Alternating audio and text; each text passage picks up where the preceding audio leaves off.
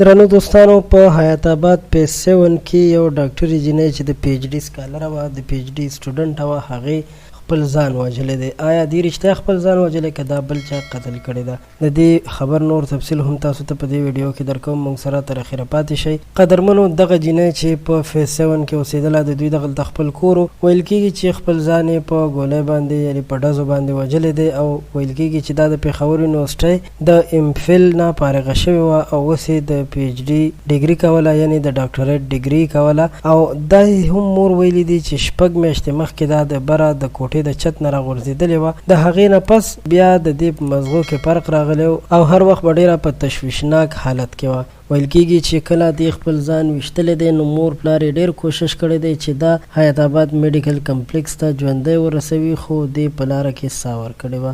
دغه جینۍ چې 34 کاله عمر یې مور یې ویلي دي چې د دې لور په پېښور یونیورسټۍ کې امپل کړی او 6 میاشتې وړاندې د چت نه راغورځېدلې وه چې په دغه وجه باندې ذهني توازن ټیک نه و ځکه چې په سر کې زخمونه راغلي وو. پولیسو په تفتیش کې تمانچه، موبایل فون او نور داسې شواهد را پیدا کړي دي، راغونډ کړي دي او اوس به دا معلومات کوي چې دا قتل یا دا وژنه په کومه طریقه شوې ده. نو درنو دوستانو یقینا چې ډېر زیات غم دی، ډېر لوی غم دی. الله پاک دې هیڅ څوک هم داسې نه کوي. الله پاک دې هر انسان له داسې غمونو نه وساتي. قدرمنو دوستانو دا واقعه په پېښور حیات آباد کې مخې ته راغلې ده او په حیات آباد کې بیا په فیس 7 کې مخې ته راغلي. د دې جینۍ دغلته خپل کور هم او داسې واقعه ورسره شوې ده.